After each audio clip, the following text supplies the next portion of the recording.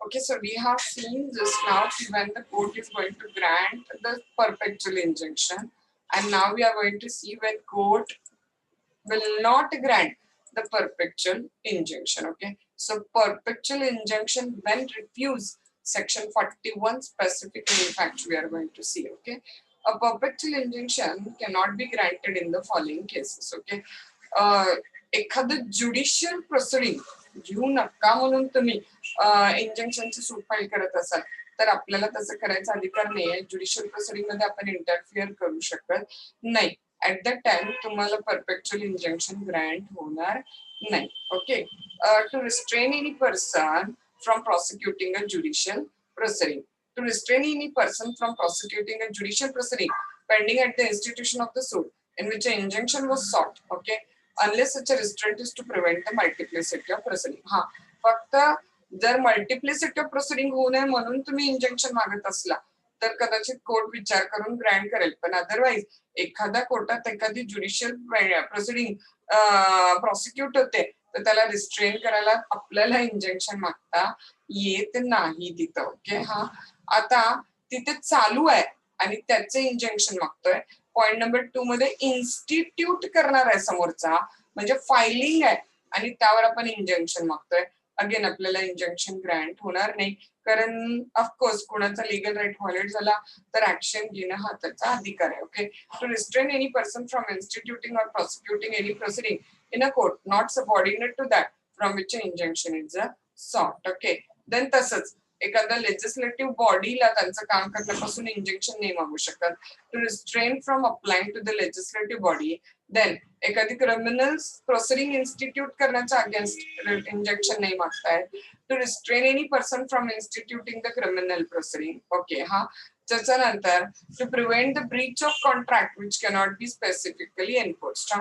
असं एखादं कॉन्ट्रॅक्ट ब्रीच होतंय ज्याचं एन्फोर्समेंट पॉसिबलच नाहीये तिथं. ओके, हा तर त्यावेळेला पण कोर्ट इंजेक्शन ग्रँट करत बसत नाही. हा त्याच्यानंतर ना मॅटर खूप मायनर असा न्यूसन्स आहे. हा, आता तुम्हाला न्यूसन्सचा अर्थ अजून माहित नाही कारण आपण टॉट अजून शिकलेलो नाहीये, पण जस्ट एक रेफरन्स वर्ड आलेला म्हणून तुम्हाला आता अर्थ सांगते.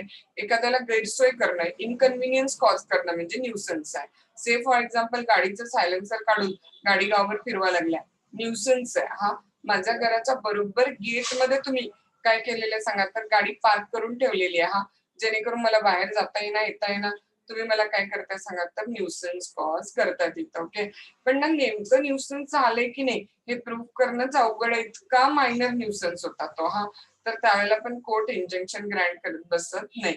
To prevent on the ground of nuisance an act which is not reasonably clear that it is a nuisance. Okay, ज्या गोष्टीमध्ये तुमची स्वतःच मान्यता होती आणि त्यानुसार समोरचा व्यक्ती ती ऍक्ट करताय आणि आता तुम्ही इंजंक्शन मागताय तर कोर्ट इंजंक्शन देणार नाही. प्लेटिव्स ऍक्विसन्स म्हणजे होकार, मान्यता. हा, to prevent a continuing breach in which a plaintiff has acquiesced. Okay, आणि जर तुमच्याकडे दुसरी इक्वली स्ट्रॉंग रेमेडी अवेलेबल आहे तर मग कोर्ट इंजंक्शन ग्रँट करत बसत नाही, कारण एकदा इंजंक्शन परत ती दुसरी रेमेडी म्हणजे मल्टिप्लिसिटी ऑफ प्रोसिडिंग होईल ना. म्हणून जर दुसरी इक्वली इफिकॅशियस रेमेडी अवेलेबल असेल तर मग कोर्ट इंजंक्शनच्या पार्ट मध्ये जात नाही तिथं. when equally efficacious relief can certainly be obtained by any other usual mode of proceeding, except in case of breach of trust. Okay, आणि स्वतः प्लेंटिफच्या चुकीमुळे काहीतरी डिपेंडंट कडनं ब्रीच ऑफ कॉन्ट्रॅक्ट झालेला आहे त्यावेळेला पण इंजेक्शन मिळणार नाही. Okay, when the conduct of the plaintiff or his agent as such as to disentitle him from the assistance of the court. Illustration बघा. A6, an injunction to restrain his partner B from receiving the partnership debt and effect. It appear की हा A B च्या against सूट file करतोय, पण स्वतः A ना आधी काय केलेलं सांगा, तर A had improperly possessed himself of the book of firm. हा, A कडे बुक ऑफ फर्म कशात सांगा इम्प्रॉपरली आहे, जो ते B ला देत नाहीये and refuse ना access to him, आणि त्याला इनफॅक्ट ऍक्सेस काय केलेलं आहे त्यानं तर रिफ्यूज केलेला आहे. मग त्यावेळेला तो बी वरती इंजंक्शनची सूट फाईल करू शकत नाही, कारण आधी गिल्टी हँड कुणाच्यात सांगा तर एच आहे. आपल्या लॉ मध्ये एक मॅक्झिम असतं काय, plaintiff must come with a clean hand. म्हणजे काय तर तुम्ही न्याय मागताना तर त्यावेळेला आधी स्वतःच्या हात काय असायला पाहिजे तर स्वच्छ असायला पाहिजेत. Wien you yourself are blameful, and then you are not been allowed to ask for any kind of the remedy. त्यामुळे लॉ त्यांनाच हेल्प करतो ज्याचे स्वतःच्या हात आधी काय तर क्लीन आहेत. ओके, आणि तुमचा त्या मॅटर मध्ये काय पर्सनल इंटरेस्ट नसेल, मॅटर जो काय तो ए आणि बी मध्ये आणि इंजंक्शनची सूट सी फाईल करायला लागलाय तर कोर्ट इंजंक्शन ग्रँट करेल काय सांगा तर नाही, कारण त्या सी ला त्या मॅटर मध्ये कुठलाही इंटरेस्ट नाहीये. त्यामुळे कोर्ट इंजंक्शन तेव्हाच ग्रँट करेल जेव्हा सूट फाईल करणारा plaintiff has a personal interest. Okay, त्यामुळे जर plaintiff did not have any personal interest in the matter, court will refuse to grant the permanent injunction. Okay, so the points we have discussed from A here to I are, sorry, A to J, when court will not grant the permanent injunction we have discussed. Okay, then I have told you that नुसत्या injunction वर question असेल तर mandatory injunction नाही घेत बसलं तरी चालते. काय ते का दिलं मॅन्डेटरी इंजंक्शन? शॉर्ट नोट येते मॅन्डेटरी इंजंक्शन वर कधी कधी, म्हणून फक्त आपण हे मॅन्डेटरी इंजंक्शनचा थर्ड आकडा म्हणून टाकून काइंड्स मध्ये कव्हर करतोय तिथं. ओके, मॅन्डेटरी तुम्हाला सांगितलेलं आहे order to do something. Positive injunction म्हणजे मॅन्डेटरी इंजंक्शन आहे, मिनिंग बघ. आणि when court grant the mandatory injunction, section 39 provide when to prevent a breach of obligation it's necessary. कधी कधी एखादं ब्रीच ऑफ ऑब्लिगेशन थांबवण्यासाठी एखादी गोष्ट करायला लावायला लागते. compel the performance of certain acts which the court is capable of enforcing. Say for example, A ना B ला प्रॉमिस केले की तो त्याला जॉबवर ठेवेल 3 वर्षासाठी, आणि आता हा A B ला जॉबवरून काढलाय, मग त्याला कायमस्वरूपी जॉबवर घ्या असं ऑर्डर करताना पण कशाची सूट फाईल होऊ शकते सांगा तर मॅन्डेटरी इंजंक्शन. ओके, सो बघा, in such a case the court in the discretion grant the injunction. Prevent the breach असेल तर प्रोहिबिटरी इंजंक्शन, आणि कंपेल द परफॉर्मन्स असेल तर मॅन्डेटरी इंजंक्शन कन्सिडर केलं जातं. इलिस्ट्रेशन बघा, A by new building obstruct the light to access and use of which B has acquired the right under the Indian Limitation Act. Okay, B may file a suit an injunction not only to restrain the aid from going on the building. ते बांधतायत ते building तर थांबवाच, कारण तुमची building बांधल्यामुळे माझे light बंद होते, उजेड येत नाहीये मला, पण जेवढी बिल्डिंग बांधून झाली ती पाडण्यासाठी पण तो सूट फाईल करू शकतोय, म्हणजे मॅन्डेटरी झालं. Compel the performance but also pull down so much of them as obstruct the B's light. Okay, this is same. A build a house with the evas projecting over the B's land. थोडासा तो पत्रा कुणाच्या land वरती जातोय तर B च्या land वर, तर B may seek for an injunction to pull down so much of the evasses as so project. जेवढं तिकडे गेलेलं आहे तेवढं पण ते पाडा त्याच्या बिल्डिंग वर, त्यासाठी पण तो काय करू शकतो तर इंजंक्शन मागू शकतोय. Now next point, nature of mandatory injunction. हे टू डू साठी आहे, right. This relief is available to the breach of obligation whether arising out of contract or a tort. May be perpetual temporary असेल तिथं, पण mostly temporary injunction असतं. And injunction is in the nature of the command to undo. जे तुम्ही चुकीचं केलेलं आहे त्याला चुकीचं जॉबवरनं काढलाय तर त्याला जॉबवर परत घ्या. तुम्ही चुकीची बिल्डिंग बांधलेली आहे तर जेवढी बांधलाय तेवढी पाडा, म्हणजे जे रॉंग केलं ते अंडू करण्यासाठी हे इंजंक्शन आहे. आणि to restore the things in their former condition. परत ते बिल्डिंगचं एक्झाम्पल म्हणून टाकलेलं आहे की आपण तिथं. A by new building obstruct the light to access and use the B has acquired a right under the limitation act. Same example आहे.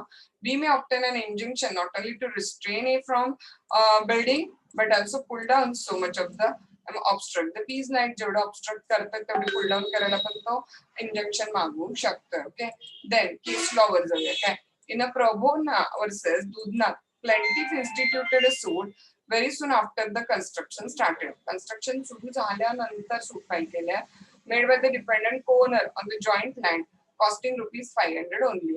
The construction were not in any manner assented by the plaintiff. The plaintiff was granted mandatory injunction directing the removal of the construction. जेवढं construction झाले तेवढं remove करा, म्हणून तो काय करेल सांगा तर सूट फाईल करू शकतोय तिथं. ओके, आता ना इंजंक्शनच्या ऑर्डर बरोबर सुद्धा किंवा इंजंक्शनच्या ऑर्डरच्या ऐवजी पण आपल्याला काय मिळू शकतं सांगा तर हा डॅमेजेस पण तिथे ऍडिशनल मिळू शकतात. तर एक छोटासा पॉइंट 4 आकडा डॅमेजेस इन लिeu ऑफ म्हणजे काय सांगा तर इन्स्टेड ऑफ च्या ऐवजी or in addition to injunction.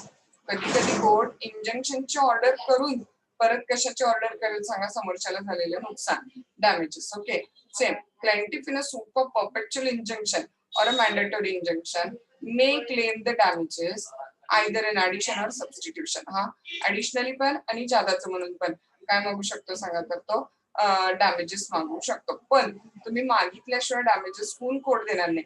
No relief of damages shall be granted unless the plaintiff claimed in the plaint. Okay now difference between हा तुम्हाला सांगितलेलं ऑलरेडी. डिफरन्स बिटवीनचा क्वेश्चन असेल तर कसं करणार सांगा. Roman 1 introduction half page. Roman 2 काय करणार सांगा टेम्पररी इंजंक्शन 2 पाना. रोमन 3 परपेच्युअल इंजंक्शन 2 पाना.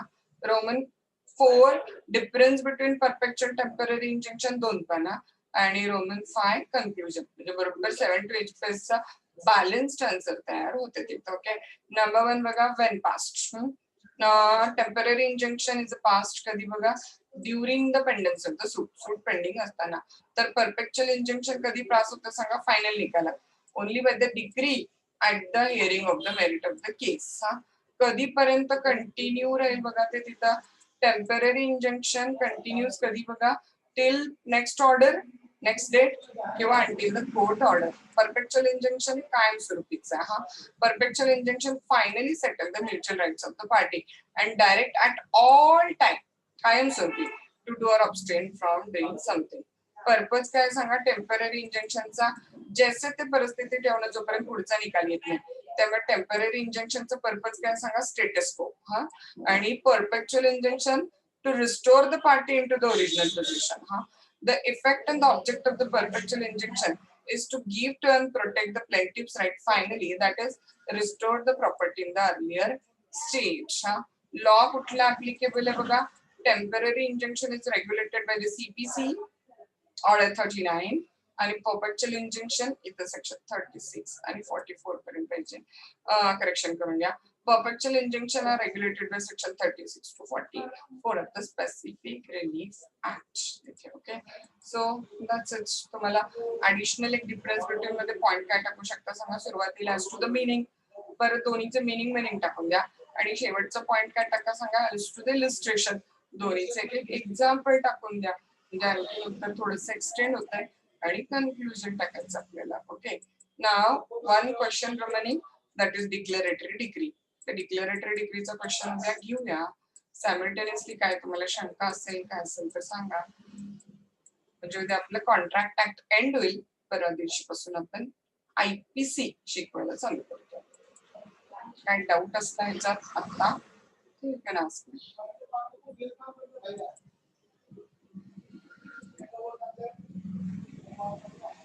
निलेश प्रशाली ह्याच्यात आला. हो मॅम. हो मॅम. चलो ठीक आहे उद्या भेटूया 12 वाजता.